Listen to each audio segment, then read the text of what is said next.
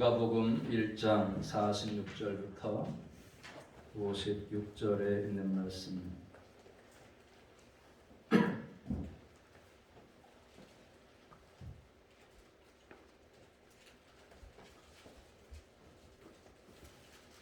(2021년도) 12월 12일 강림절 세 번째 주일에 은혜 받을 말씀은 누가복음 1장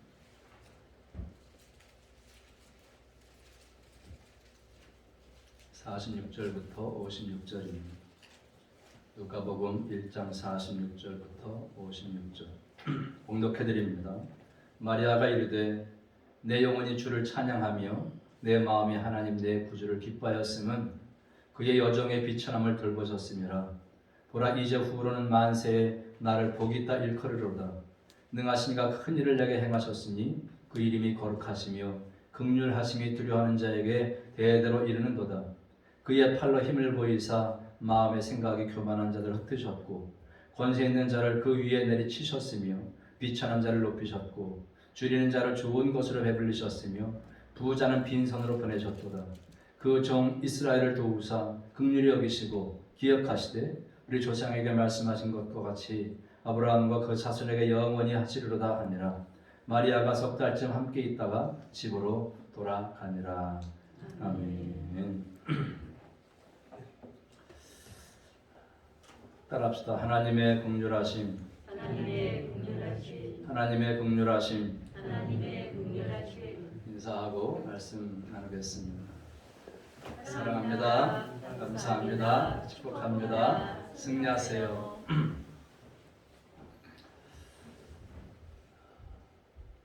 오늘 본문은 교회사에서 흔히 성경을 이야기할 때에 마리아 찬가 혹은 마리아 송가라고 부르는 그런 대목입니다.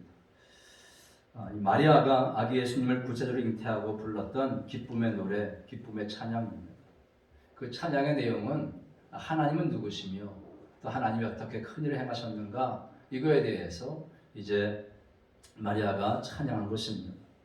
그런데 이 마리아가 예수님을 잉태하는 과정에 있어서 그녀가 경험하는 하나님, 또 하나님의 속성 가운데서 두드러지게 나타내는 가장 중요한 단어 하나가 있다면 그게 바로 긍휼입니다. 따라합시다. 긍휼. 긍휼. 그래서 마리아가 경험했던 하나님은 바로 긍휼의 하나님입니다. 따라합시다. 긍휼의 하나님. 그렇습니다. 긍휼의 하나님. 첫 번 크리스마스에 마리아가 예수님을 잉태하면서 경험했던 그 하나님은 바로 긍휼의 하나님이라는 것을 우리가 말씀해 주고 있는 것입니다. 그래서 오늘 본문 50절 말씀 보시면 긍휼하심이 두려워하는 자에게 대대히 이른도다 그랬고, 또 54절에 보면 그 종 이스라엘을 도우사 긍휼히 여기시고 기억하시되 했습니다. 여기 두 번씩 반복된 단어가 긍휼이라는 단어입니다. 그러니까 이 마리아 잉태 경험에 있어서 그가 과정을 통과하면서 경험했던 하나님, 그 하나님이 바로 긍휼의 하나님이라는 것입니다. 저는 이번 다가오는 크리스마스에도 여러분에게 또 우리 민족에게도 이런 가장 필요한 것이 있다면 바로 이 하나님의 긍휼이 아닐까. 우리가 만나야 할 하나님이라면 바로 이 긍휼의 하나님이 아닐까 생각합니다. 이런 긍휼이 있기를 주의 이름으로 축원합니다. 이 긍휼이 뭐냐? 긍휼. 이 긍휼은 영어로 mercy라는 말인데 비참함의 상태 속에 있는 그 상태를 향해서 베풀어지는 하나님의 사랑을 가리켜서 이 mercy, 긍휼이라고 합니다. 여러분, 이해를 돕기 위해서 이 긍휼과 비슷한 단어가 있는데 바로 은혜입니다. 은혜. 아주 비슷하지만 내용은 조금 차이가 있습니다. 은혜보다 긍휼이 훨씬 더 강도가 진한 그런 단어입니다. 왜냐하면 이 은혜라는 것은 죄 때문에 자격을 잃어버린 자들에게 베풀어지는 그런 사랑이 바로 은혜입니다. 우리는 다 죄로 말미암아서 죽었던 자들 아니겠습니까? 근데 그런 우리를 하나님께서 사랑하셔서 우리에게 생명을 주시고 또 그리스도를 보내주셔서 우리에게 긍휼을 사랑을 주신 거 아니겠습니까? 그래서 죄 때문에 자격을 잃어버린 자들에게 다시 한번 자격을 주고 하나님의 자녀로 하나님의 백성으로 삼아주신 그 사랑을 나타낼 때에 우리는 은혜라고 표현합니다. 그러면 긍휼은 뭐냐? 긍휼은 이렇게 죄의 결과로 빚어진 비참함, 그 비참함을 향해서 그 비참한 상태나 비참한 인생을 향해서 베풀어지는 그런 하나님의 상태를 말할 때에 긍휼이라고 표현하고 있습니다. 여러분, 저는 우리 시대에 무엇보다도 이 긍휼이 필요하다고 생각을 합니다. 하나님은 긍휼이 많으신 하나님이심을 믿으시면 아멘 하시기 바랍니다. 그래서 하나님이 표현할 때에 이 긍휼의 하나님 정도가 아니라 긍휼이 풍성하신 하나님으로 표현하고 있습니다. 그래서 오늘 마리아 창녀를 통해서 그녀가 경험한 하나님, 그 첫 번 크리스마스에 경험한 그 하나님의 긍휼을 우리가 한번 함께 생각해 보려고 하는 것입니다. 자, 그럼 첫 번째로 이 마리아가 경험한 하나님의 긍휼은 뭐냐? 그래서 마리아의 선택에 나타난 하나님의 긍휼. 시작. 마리아의 선택에 나타난 하나님의 긍휼. 오늘 저는 이 마리아의 선택에 나타난 하나님의 긍휼과 또 이스라엘 백성들에게 나타난 하나님의 긍휼, 그리고 저 여러분에 나타난 하나님의 긍휼, 이 세 가지를 함께 나누려고 합니다. 첫 번째로 마리아에게 선택에 나타난 하나님의 긍휼. 우리가 50절 말씀 다시 한번 보시면 긍휼하심이 두려워하는 자에게로 대대로 이른도다 그랬습니다. 자, 마리아가 지금 아겟을 잉태한 과정에 있어서 이 마리아가 스스로를 어떻게 느끼고 있느냐 하면 오늘 본문에 보니까 아주 인상적인 두 단어가 나타나고 있습니다. 그게 뭐냐 하면 두려워하는 자에게 라는 말씀과 48절 말씀 보면 그의 여정의 비참함을 돌보셨음이라 그랬습니다. 이 비참함을 돌보셨다는 말과 두려워하는 자라는 이 두 단어가 우리에게 나타나고 있습니다. 자, 긍휼하심이 어떤 사람에게 나타났느냐? 두려워하는 자에게 나타났다. 긍휼하심이 어떤 자에게 나타나느냐? 마리아와 같이 비천한 자에게 나타났다는 거예요. 그래서 이것을 한번 살펴보면 우선 비천한 여정, 비천한 여정. 이 비천하다는 단어가 영어 번역에는 이제 로우 에스테드라고 그랬는데 NIV 번역에는 험불이라고 합니다. 험불. 아주 낮은 신분, 낮은 상태를 나타내주는 단어가 바로 험불입니다. 이 단어 속에 보면은 아주 열등감이 배어 있습니다. 비천하다, 내가 비천하다 그러면 열등감에 배어 있는 거 아니겠습니까? 여러분, 그 당시 이스라엘의 많은 도시 마을 가운데에 가장 화려한 곽감을 받고 있던 곳이 어디냐면 바로 예루살렘입니다. 예루살렘. 그런데 이 나사렛은 상대적으로 아주 사람들에게 멸시를 받던 마을입니다. 그래서 나사렛 예수, 나사렛 사람, 이 말은요, 예수님을 혐오하는 단어, 예수님을 낮춰서 부르는 단어가 나사렛 예수, 나사렛 사람입니다. 이런 시골 나사렛에서 가난하고 평범하게 살던 어린소년입니다. 마을도 나쁜데 거기서 또 가난하게 아주 비천하게 살던 아주 평범한 어린소년. 그래서 주님, 나는 비천한 사람인데 어떻게 나 같은 사람을 쓰시겠다고 말씀하십니까? 이럴 정도로 이 비천함을 느꼈던 사람이 바로 마리아입니다. 여러분, 우리 이 단어 속에서 그동안 살아왔던 인생의 자리에서 상대적으로 다른 사람과 비교해서 열등감을 가지고 있었던 그런 소녀의 심정을 우리가 짐작해 볼 수 있습니다. 저는 비천한 여인입니다. 이 말 자체가 열등감과 싸우고 있는 그런 여인의 모습이 나타나고 있는 것입니다. 두 번째 뭐냐? 두려워하고 있는 그런 소녀의 모습이 나타납니다. 마리아는 지금 두려워하고 있습니다. 여러분, 지금요, 마리아가 임신했잖아요. 임신. 결혼도 하기 전인데 임신해. 정혼한 남자가 요셉이 있는데 임신했어요. 요즘 말하면 이것은 스캔들 아니에요. 스캔들일 수 있는 사건인데 그 사회가 얼마나 또 봉건주의적인 사회입니까? 결혼하지 않은 처녀가 잉태했다는 사실 하나만 가지고도 큰 스캔들인데 더더군다나 약혼에 있는 남편이 있는데 아이를 임신했다. 이건 그야말로 죽음을 각오해야 하는 사건 아니겠습니까? 그래서 결혼하지 않은 처녀가 임신을 하거나 혹은 남편 있는 사람이 임신하게 되면 그 여인을 돌로 쳐 죽여도 죄가 안 되는 그런 사회 아니겠습니까? 그러니 얼마나 두려웠겠습니까? 이것 때문에 내가 당해야 할 수모, 또 이것 때문에 사람들에게 받아야 할 손가락질, 나 때문에 부모들이 당해야 할 그런 모든 온갖 수모들, 그 혐오, 그 수많은 비방의 말들, 심지어는 이제 목숨까지 잃어버려야 되는 그런 상황 속에서 이 어린 소녀 마리아가 얼마나 두려웠겠습니까? 그 두려움을 이제 우리에게 말해주고 있는 것입니다. 빛은 안 되다가 거기다가 또 두려움도 안고 있는 그런 어린 소녀에게 주님이 다가오셨습니다. 그리고 어떻게 말씀하십니까? 우리가 누가복음 1장을 보면은 마리아가 잉태하자마자 그 두려움 속에 사로잡힌 마리아에게 하나님의 천사를 보내십니다. 그리고 뭐라고 말씀하십니까? 1장 30절에 보면 시작, 천사가 이르되 마리아여 무서워하지 말라, 네가 하나님께 은혜를 입었느니라. 아멘. 천사가 와서 마리아여라고 부릅니다. 마리아여 무서워 말라, 네가 하나님께 은혜를 입었느니라.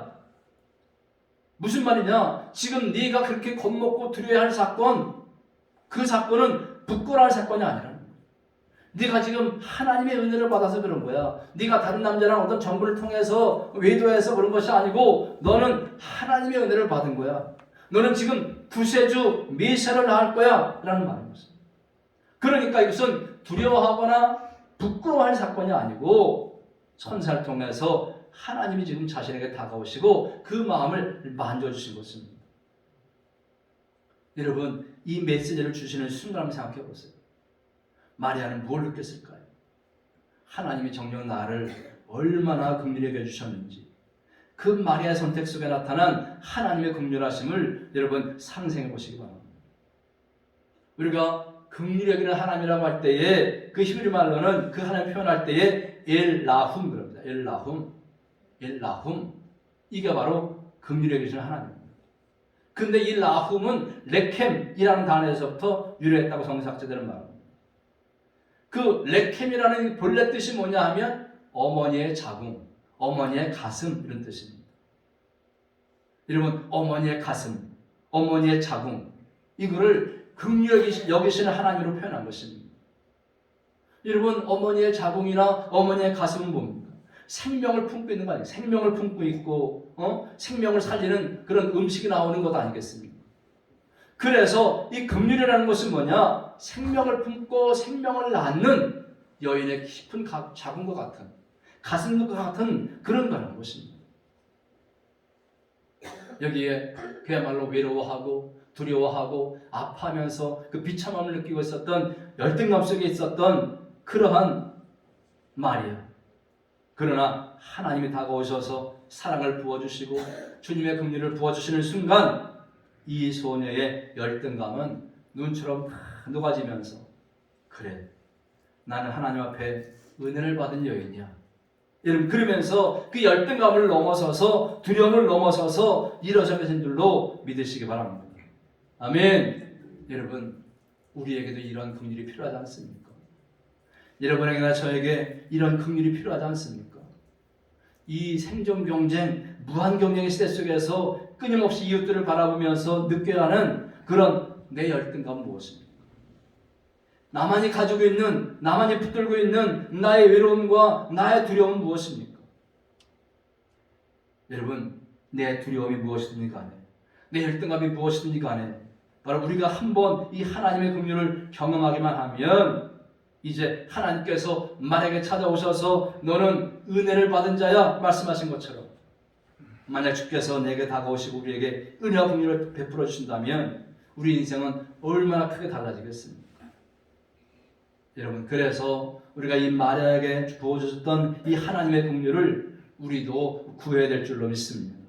아멘. 그 마리아 선택 속에 나타난 하나님의 긍휼, 우리가 이번 크리스마스에 꼭 체험해야 할 하나님의 사랑을 믿으시고 그 하나님의 긍휼을 받아 누리시기를 주님의 이름으로 축원합니다. 아멘. 자, 두 번째로 이스라엘의 선택 속에 나타난 하나님의 긍휼. 시작. 이스라엘의 선택에 나타난 하나님의 긍휼. 우리가 두 번째로 한 걸음 더 나아가서 이제 마리아 개인이 아니라 이스라엘 민족에게 나타난, 이스라엘 민족을 선택하신 그 하나님의 그 긍휼 속에 나타난 하나님의 긍휼을 생각해 보겠습니다. 자, 지금 마리아가 예수님을 잉태하는 그 시점에서 이스라엘 민족의 현실은 어떻습니까? 우선 노예입니다. 노예. 로마의 식민지로서 노예 생활을 하고 있던 이스라엘 민족입니다. 이스라엘은 역사적으로 많은 노예 생활을 했지 않습니까? 이집트에 끌려가가지고 노예 생활을 하기도 했고, 북방에는 아수리에 끌려가서 노예 생활을 하기도 했고, 남쪽에는 바벨론에 끌려가서 그 바벨로니아에서 노예 생활을 하기도 했습니다. 이스라엘 민족은요, 아주 자존심이 강한 민족이에요. 노예 생활하면서도 결코 자기들이 한 번도 노예라고 생각하지 않았습니다. 우리는 자유인이고 이 노예 속박은 곧 벗어질 것이라고 그들은 늘 확신했습니다. 또 늘 하나님께서 그렇게 해주셨습니다. 그런데 그럼에도 불구하고 이스라엘 민족은 그들의 역사를 통해서 끊임없이 주변 강대국에 의해서 부서지고 끌려가고 짓밟히는 노예 경험을 계속해야만 썼습니다. 그런데 이 마리아가 예수를 잉태하는 그 시점에도 이스라엘은 역시 마찬가지로 노예였습니다. 어디 노예였느냐? 로마의 노예였습니다. 로마. 그런데 이스라엘을 장악하고 있는 이 통치하고 있는 로마 제국은요, 지금까지의 그 어떤 과거의 제국과도 비교될 수 없는 아주 강력한 철의 제국입니다. 철의 제국. 당시 이스라엘 민족은요, 그동안에 이제 애굽에 갔을 때나 아수르에 갔을 때나 바벨론에 갔을 때나 그땐 다 하나님 우리 편이라 그러면서 우리는 자유인이라서 해방될 것이다 이런 소망이 있었는데, 근데 이 강력한 철의 제국 로마에 대해서만은 0.1% 승산이 없다. 포기하고 있는 상태. 승산이 없다. 애굽으로 끌려가면서도 아시리아로 가면서도 바벨론으로 가면서도 우리는 언제나 돌아온다 이런 생각했었는데, 그 로마의 철권 통치 아래서는 민족 해방의 어떤 소망이 눈꽃만큼도 없었다는 거예요. 지금 그런 시점에서 마리아가 한 생명을 잉태하게 됩니다. 선자는 말하기를 그가 바로 기다리던 메시아라고 말씀해 주십니다. 메시아. 이스라엘 민족이 지금까지 그렇게 기다렸던 메시아. 궁극적으로는 또 본질적으로는 이스라엘 백성들에게 참된 자유와 해방과 구원을 줄 수 있는 그 놀라운 그 메시아. 그 메시아가 지금 이 마리아를 통해서 탄생한다는 것입니다. 이것은 마리아 개인에게뿐만 아니라 민족의 소망이 회복된 순간인 것을 여러분 믿으시기 바랍니다. 그 순간에 하나님께서 우리 민족을 버리지 않으셨구나 생각이 딱 듭니다. 여러분 다시 말씀드리지만 지금 이스라엘 민족은요 로마의 노예에 있어요. 거기다가 앞으로 로마 싸워서 이길 수 있는 승산이 전혀 없었습니다. 민족 해방에 어떤 소망을 갖지 못하고 있었고 미래 희망에 대해서 단절된 상태의 민족이었습니다. 그러한 이스라엘 민족 속에 찾아오신 하나님의 긍휼, 이 민족 가운데 나타나고 있는 하나님의 긍휼을 생각해 보십시오. 얼마나 놀랍고 기쁘고 아름다운 하나님의 긍휼하십니까? 여러분, 우리 민족 대한민국에 이런 긍휼이 필요하다고 느껴지지 않습니까? 어떻게 우리가 다시 한번 일어날 수 있겠습니까? 여러분, 우리 민족이 또 한번 나아져야 될 줄로 믿습니다. 여러분, 과거 60년대에 우리가 하나님 앞에 기도할 때마다 또 70년대 기도할 때마다 하나님께서 우리에게 긍휼을 베푸셔서, 그죠? 지금 세계 10대의 국가가 됐지 않습니까? 땅덩이는 가장 작은데 잘 사는 나라 됐지 않습니까? 이게 뭡니까? 다 하나님의 긍휼인 줄로 여러분 믿으시기 바랍니다. 그렇다면 다시 한번 그 과거에 베풀었던 하나님의 긍휼을 우리가 다시 얻기 위해서는 어떻게 됩니까? 우리 민족이 나아져야 됩니다. 하나님, 우리 민족에게 다시 한번 긍휼을 베풀어 주세요. 기도해야 될 줄로 믿습니다. 이렇게 정말로 낮아져서 기도할 수 있다면 우리는 이제 우리 민족에게 다시 소망입니다. 우리가 아직도 깨닫지 못한다면 그것은 바로 교만하기 때문입니다. 교만한 사람은 깨닫지 못합니다. 여러분, 우리가 늘 성경을 읽으면서 계속 느끼고 부딪히고 확인하는 사실이 있지 않습니까? 그게 뭐예요? 하나님이 제일 싫어하는 사람이 누구라고요? 하나님이 제일 싫어하는 사람 누구예요? 교만한 사람. 하나님은 교만한 사람을 대적하신다 해서 대적하십니다. 그러니까 교만한 개인뿐만 아니라 교만한 가정도, 교만한 민족도 하나님이 좋아하지 않고 대적하십니다. 저는 우리 민족이 다시 한번 낮아질 수 있다면 우리 민족이 희망이 있다고 믿습니다.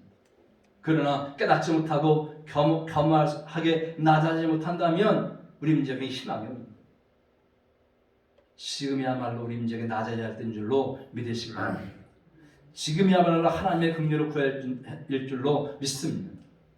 이런 우화가 있습니다. 좀 오래된 이야기입니다만 좀 전하겠습니다. 미국 사람하고 인도 사람하고 한국 사람이 셋이서 함께 식당에 갔대요. 아마 한국 사람이 주문을 한 것 같습니다. 비프 스테이크를 달라. 비프 스테이크. 그 주문했는데 비프 스테이크를 주문했는데 웨이터 가서 말하기를 죄송하지만 비프 스테이크가 떨어졌습니다. 그러더라고요. 죄송하지만 비프 스테이크가 떨어졌습니다. 근데 이 세 나라 사람의 반응이 다 다르게 나타났다는 거예요. 여러분, 미국 사람이 보여준 반응이 뭔지 아십니까? 뭐요? 떨어졌어요. 이게 미국 사람의 반응이에요. 여러분, 미국 사람은 풍요의 나라에 살다 보니까 뭐가 떨어졌다, 모자란다 이런 의식이 없는 거예요. 그래서 떨어졌다니 이게 무슨 말입니까? 그랬어요. 인도 사람은 뭐라고 반응할게요? 인도 사람은요. 비프가 뭐예요? 비프가 소입니다. 소. 비프 스테이크가 뭡니까? 그냥 물어보는 거예요. 소를 먹다니요? 물어보는 거예요. 인도 사람은 소를 안 먹지 않습니까? 그래서 소를 경배해야지 먹을 것이 아니거든요. 그러니까 인도 사람들은 아니 소를 먹다니요? 비프가 뭡니까? 그랬더라고요. 그런데 한국 사람이 어떤 반응을 보는지 아십니까? 한국 사람은요. 죄송하다는 뜻이 무엇입니까? 그랬더라고요. 죄송하다는 뜻이 무엇입니까?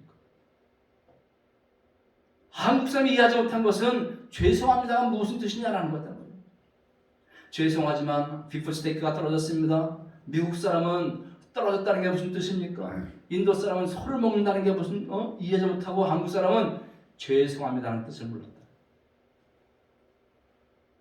여러분, 미국의 기독교 문화가 이 세계에 영향을 준 두 가지가 있습니다. 첫째 뭐냐면 I'm sorry. 내가 잘못했다. 이거 아니겠어요? I'm sorry. 두 번째 뭐예요? Thank you. 감사합니다. 과거에 연변 과기대 김진영 박사가 중국 사람들 이 두 가지 말을 절대로 안 해요. 중국 사람들은 이 I am sorry, thank you를 한 번도 안 한다는 거예요. 절대로 안 한다는 거예요. 근데 죄송합니다가 무슨 뜻입니까? 물어본 건 뭐예요? 한국 사람이 I am sorry 한다는 얘기 안 한다는 거예요. 이제 한국 사람들도 I am sorry를 안 한다는 거예요. Thank you 안 한다는 거예요. 지금 한국 사람들에게도 이 기독교 문화가 우리에게 생활화되지 않아서 아직도 잘못을 정직하게 인정하는 그런 경험이나 이런 문화 스타일이 아직 우리 몸에 배지 않았다. 그래서 끝까지 거짓말하고 그냥 I am sorry 하면 될 텐데 그걸 안 하고 자꾸만 또 다른 거짓말로 또 다른 거짓말 덮으려고 하다가 더 크게 나중에 뻥 터져가지고 특검을 해야 되는 그런 게 되지 않습니다. 여러분, 우리는요 이 잘못을 인정할 줄 알아요. 다시 낮아질 줄 알아야 됩니다. 한 번도 우리 민족이 정말 겸손하게 낮은 자리에 앉아서 그 살아계신 주님 앞에 하나님 한 번도 이 민족에게 긍휼을 베풀어 주십시오. 이런 낮아짐이 있다면 저는 우리 민족에게 소망이 있다고 믿습니다. 또 저 여러분에게도 이런 마음이 있다면 우리에게도 소망이 있는 줄로 믿습니다. 여러분, 지금이야말로 우리가 하나님의 긍휼을 구할 때를 믿으시고 하나님의 긍휼을 구하시기를 주의 이름으로 축원합니다. 이스라엘 민족사 가운데서 긍휼을 베풀어 주시던 그는 하나님께서 그 동일한 긍휼을 이 민족 대한민국 가운데에 베풀어 주시기를 여러분 늘 기도하시기 바랍니다.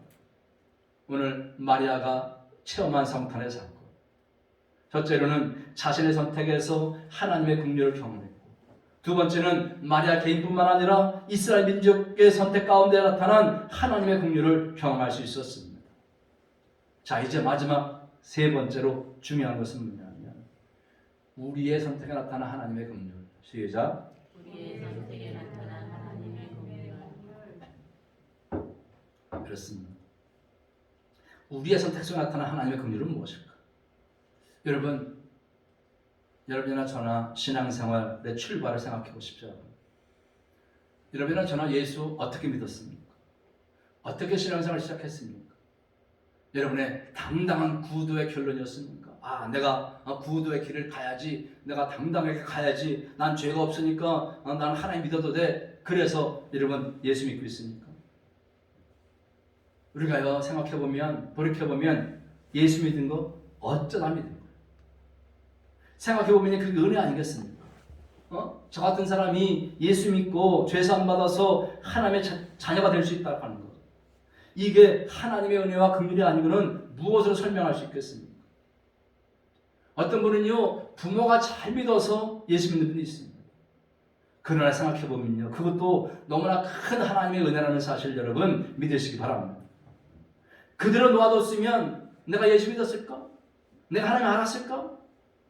그래도 부모님이 먼저 예수 믿는 바람에 야, 너 교회 가라, 예수 믿어야 돼, 구원받아야 돼, 잔소리하고 때로는 용돈도 취소하고 막 그러면서 나로 하여금 신앙생활 하도록 한 그 부모가 있었기 때문에 우리가 지금 은혜 가운데 구원받은 거 아니겠습니까? 그것도 생각해보면 다 하나님의 은혜요 긍휼 아니겠습니까? 그래서 우리는 어떻게 고백하느냐? 우리가 잘 아는 에베소 2장 8절에 보면 너희는 그 은혜에 의하여 믿음으로 말미암아 구원을 받았으니 이것은 너에게서 난 것이 아니요 하나님의 선물이라.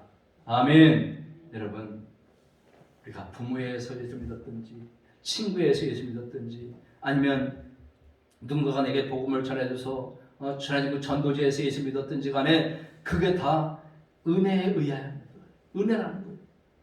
그 은혜가 우리에게 임했고 우리가 그 은혜를 믿은 거예요. 그래서 우리가 구원받은 거 아니겠습니까? 근데 알고 보니까 이게 하나님의 뭐라고요? 뭐라고? 선물이라는 거예요. 그 다음에 뭐라 그래요? 9절에 보니까 행위에서 난 것이 아니니 이는 누구든지 자랑하지 못하게 함이라 했습니다. 누구도 내 구도가 있어서 내 결심이 있어서 예수 믿는 것 아니라는 거예요. 자랑하지 못하게 하는 거예요. 이런 은혜로 하나님의 구원이 우리에게 주어졌다는 이 놀라운 강조점은 그에 앞서 더 강조된 것이 하나 더 있습니다. 자, 2장 4절에 보면 시작.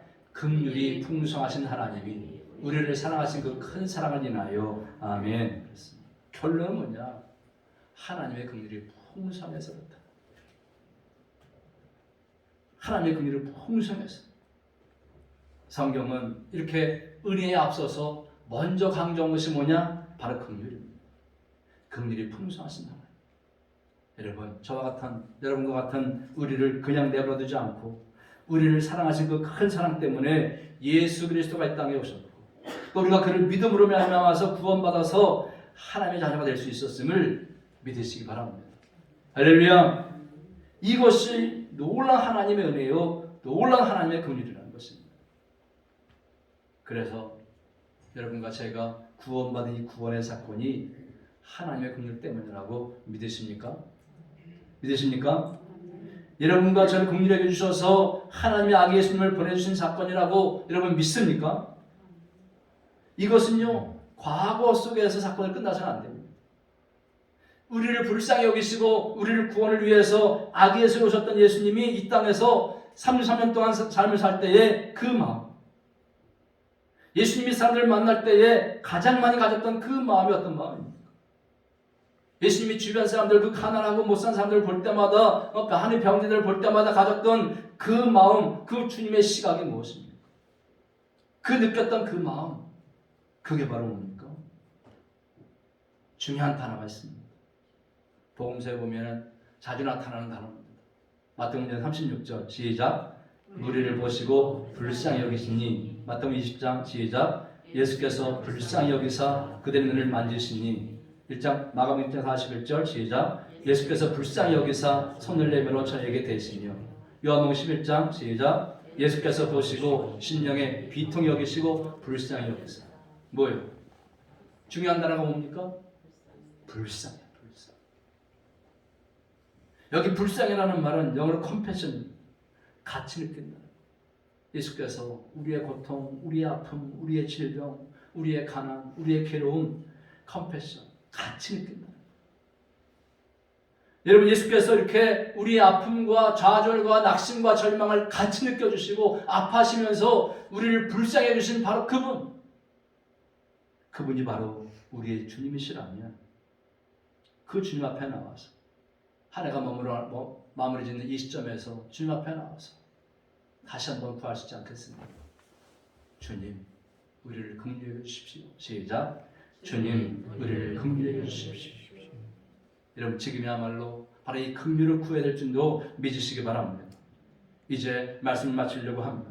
여러분, 오늘 본문에 나와 있는 마리아, 열등감 많았던 그 마리아, 두려움 많았던 마리아, 그러나 이 마리아에게 긍휼을 베풀어 주셨던 바로 그 주님이 여러분과 제 주님인 것을 여러분 믿으시고 찬양하시기 바랍니다. 자, 이스라엘 민족, 보잘것없는 한 민족, 그 한 민족을 불쌍히 여기시고 그 민족을 위해서 하나님께서 구세주를 보내주시고 메시아를 보내주시고 그를 긍휼히 여기셨던 바로 그 주님이 이제 이 나라 대한민국, 이 민족, 이 역사에 주님이 될 수 있도록, 우리 민족 가운데 주의 긍휼이 임할 수 있도록 우리가 기도해야 될 줄로 믿습니다. 그러기 위해서 낮아져야 됩니다. 비천한 여인, 두려움 많았던 어린 소녀와 같았던 마리아, 그러나 하나님의 긍휼을 기다리고 있었을 때에 그 곁에 다가오신 그런 하나님, 무서워 말라고, 너는 하나님의 은혜를 입었다고 듣는 순간에 모든 열등감이 깨끗이 사라지고, 아, 하나님이 나도 쓰신다, 나 같은 사람도 쓰신다. 그 순간 하나님을 찬양하겠던 것처럼 우리가 그런 하나님을 찬양해야 될 줄로 믿습니다. 여러분, 요즘 어떻게 살고 계십니까? 마음의 아픔이 없으십니까? 고통이 없습니까? 밝아오는 새해를 어떻게 여러분 준비하고 바라보고 계십니까? 우리 가운데 많은 두려움, 많은 혼란, 그 당황 속에서 예측할 수 없는 일들이 우리에게 다가올 텐데, 여러분 불안해하는 일들이 얼마나 많겠습니까? 그런데 여러분 괜찮습니다. 우리가 주 앞에 엎드려서 기도할 수 있다면, 하나님의 그 긍휼을 구할 수만 있다면, 약할 때 우리의 강함 되시는 것 주님께서 우리의 보배로운 주님이 되실 줄로 믿으시기 바랍니다. 그러면 우리는 다시 일어설 수 있습니다. 우리는 노래할 수 있고 새로운 꿈을 꿀 수가 있습니다. 그리고 우리의 미래로 나아갈 수가 있는 것입니다. 하나님, 저를 불쌍히 여겨주세요. 저희 가정을, 저희 교회를, 그리고 저희 민족을 불쌍히 여겨주세요. 시작. 하나님, 저를 불쌍히 여겨주세요. 저희 가정을, 저희 교회를, 그리고 저희 민족을 불쌍히 여겨주세요. 그렇게 기도함으로 인해서 우리 모두가 동일하신 주의 긍휼을 체험하는 이런 크리스마스가 되시기를 주의 이름으로 축원합니다. 아멘. 기도하겠습니다. 사랑과 은혜가 충만하신 아버지 하나님, 오늘도 마리아 선택 속에 나타난 하나님의 긍휼을 깨닫게 하심에 진실로 감사드립니다. 마리아는 비천한 여정이었고 두려워하고 있었음에도 불구하고 주님 다가오셔서 그에게 긍휼을 베풀어 주셨습니다. 뿐만 아니라 이 마리아 개인뿐만 아니라 이스라엘 민족을 선택하시고 베푸신 그 하나님의 긍휼을 우리가 또 깨닫게 하심을 진실로 감사드립니다. 이제 우리 모두가 이런 하나님의 긍휼 가운데 구원받았습니다. 이제 우리 민족도, 가정도, 개인도, 또 교회도 주님 안에서 이제 하나님의 긍휼을 바라보면서 희망을 갖게 하시고 또 늘 주님 은혜 안에서 승리하는 삶을 살아가도록 도우시기 인도해 주시옵소서. 주께서는 우리의 아픔, 우리의 좌절, 우리의 낙심, 우리의 절망을 같이 느껴주시고 아파하시면서 우리를 긍휼히 여기심을 믿습니다. 약할 때 강함 되시고 나의 보배가 되심을 믿습니다. 주 안에 있는 이 보물을 나는 포기할 수 없음을 고백합니다. 아버지 하나님, 우리를 다시 한번 긍휼히 여기시고 불쌍해 주셔서 우리가 다시 한번 일어서게 하시고 다시 한번 미래를 향해서 힘찬 발걸음으로 나아갈 수 있도록 하나님 축복해 주시옵소서. 말의 찬양이 우리의 찬양이 되도록 하나님 역사하여 주시옵소서. 예수님 이름으로 감사하며 간절히 기도드리옵나이다. 아멘.